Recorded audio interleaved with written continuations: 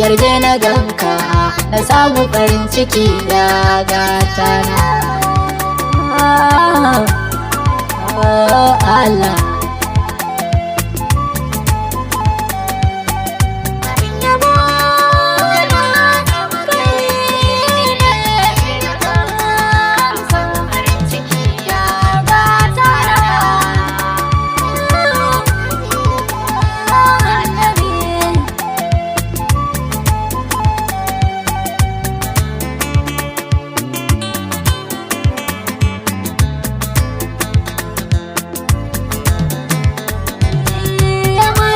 mulki tutar mulki man ta shawul azimi, sarkin da ke bani duda kasancewar halina kazami.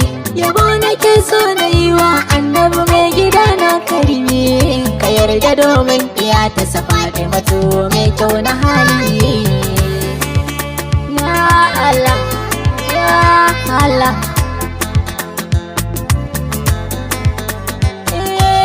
kaninkin salatai ya Allah gurin shugabana, manzan da ba dan da shi ma hakika ba mai hana muguna. Ka sa alihi sahabbai nasa ciki su masu da raina, da san su ne ake ta kama kafa har ma a fita hali.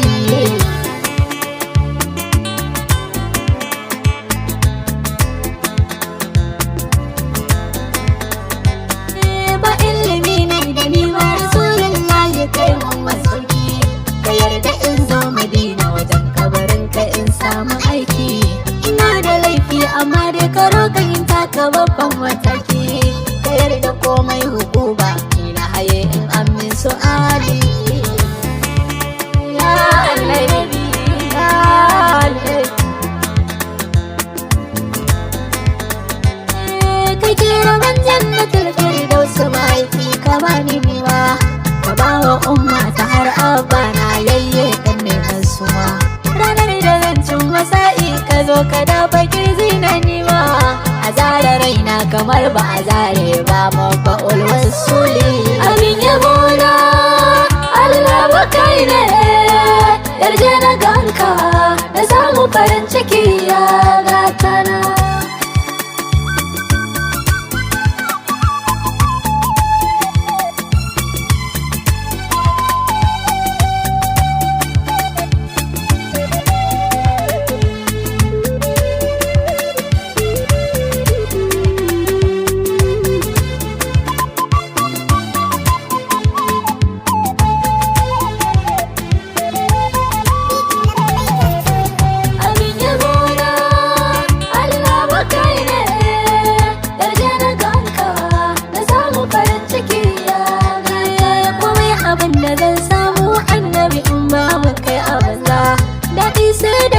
Kan zama daɗi da mekin ka zai ji kaza.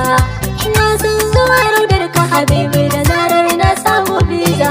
Da shekaru kuka ta zo min da daɗi cikin zuciya har da fili. Ya annabi, ya annabi,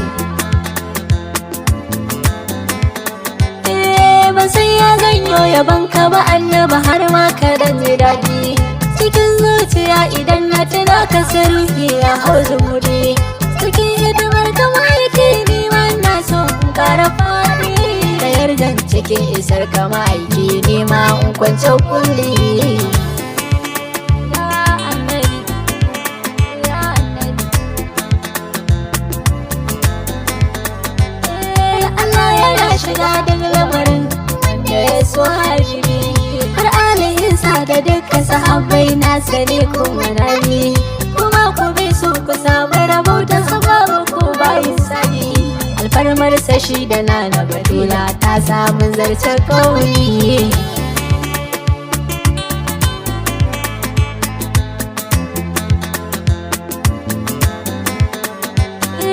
Anan nake so na huta annabi bai tuka na ka karba, ka sana a sahun waɗanda kake so domin fadimar ka babba.